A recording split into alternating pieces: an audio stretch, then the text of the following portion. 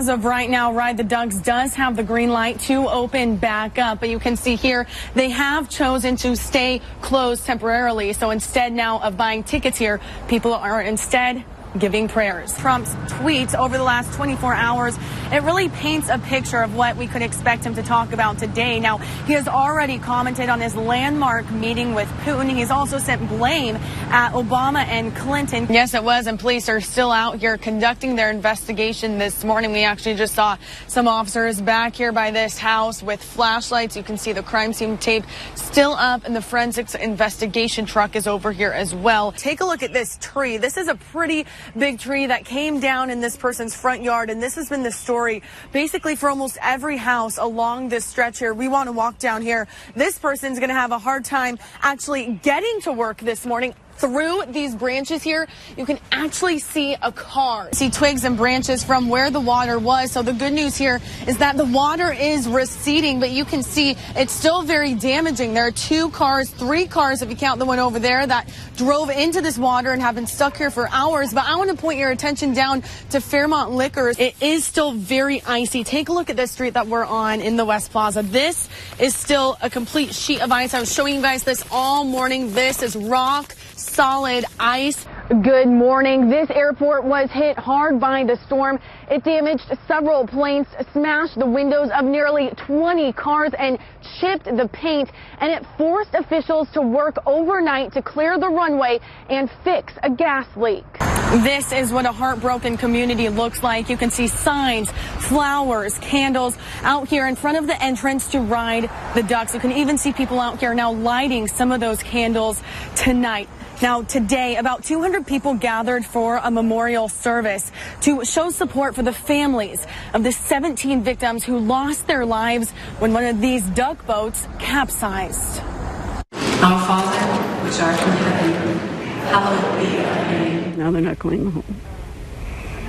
Yeah, it's very painful. It hit me hard. Thy kingdom come, thy will be done. People here are in disbelief and shock.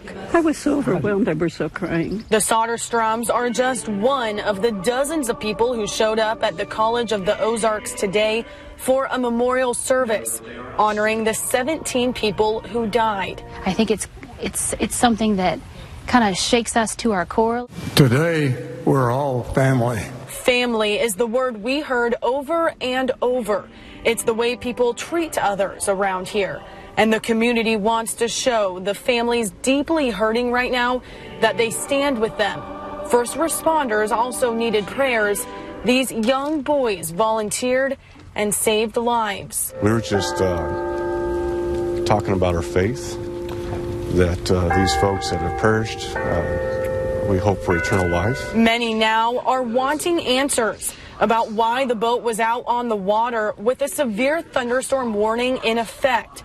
2 separate investigations are underway. I think there needs to be consequences there, and I don't think too many people from Branson would disagree with that. I wouldn't mind at all if the company got shut down. As of right now, Ride the Ducks does have the green light to open back up, but you can see here they have chosen to stay closed temporarily. So instead now of buying tickets here, people are instead giving prayers. Imagine downtown Kansas City without venues like Kansas City Live, without the Sprint Center, and without new units like One Light. Well, that was just 10 years ago. Now 3,900 new units are planned for downtown Kansas City, but people living in the city still say it's hard to find a place to rent on a budget. It's the busy rush of downtown that has people coming back. But for Tricia Zion, the road back to the city has quite a few traffic jams. I probably looked at 20 different places. Zion settled on this 2-bedroom apartment in Midtown near Costco after weeks of searching. I'm not looking for something luxury. I just need, something that's not got rats in it, and it will take my dog and is livable, but it's difficult to find that here. The problem she found is there's not many apartments for rent that young professionals can afford. I know I looked at one place on the plaza and they wanted $1,200 for a studio, and I was like, that's how much it is in California. I'm like, how do you get away charging that? You'll see those prices all the way from the plaza up to the river market. Curtis J. knows the numbers. He's a realtor and helps people like Zion find those few affordable places. Are there really enough places like that for people? There's not. There's not a lot of places that are affordable for, the mass. Let's compare rent costs. A 600 square foot studio at One Light runs $1,350 a month. It comes with a pool, in-unit laundry, and granite. A cheaper option by KC Loft Central comes to $950 for about 700 square feet. But this apartment, no granite and no stainless steel. Remember, just 10 years ago, there wasn't a whole lot downtown. There's a big demand. For the longest time, there has not been the supply. Now it's a game of catch-up. New buildings are popping up here and there, but not fast enough for past renters like Shelby Whitmire. Honestly, I think I found plenty of places that had everything I wanted, but I had to have a roommate because I couldn't afford it. She now owns, besides having a roommate, it's another solution to avoid the high prices.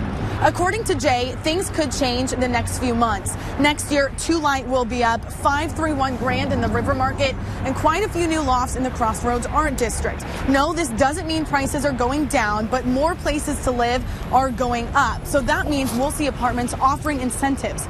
You'll see free months rent or free parking, helping to cut down on the initial cost of your move. In downtown Kansas City, Stephanie Kayser, KCTV 5 News. The history is so fascinating that it just wakes me up in the morning. It takes patience to travel long distances, and Rinker Buck says you need a lot of it on this boat.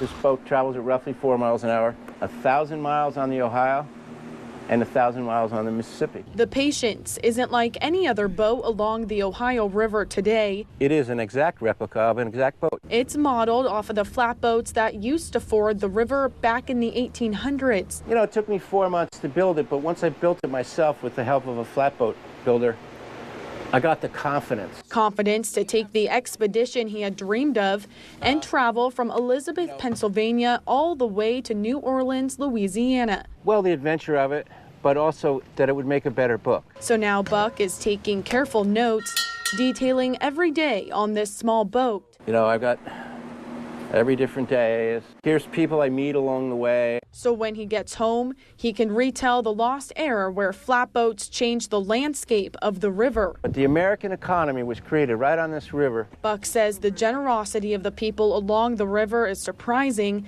This week, he's tied up at a private dock in Newburgh, a pit stop getting ready for the rough water of the Mississippi. We've had all the adventures and misadventures that you would expect on a trip like this. And it's that glimpse into the past that keeps this history buff's hands on the steering wheel with the compass pointing southwest. We're probably the last wooden flatboat that'll actually go to New Orleans like this.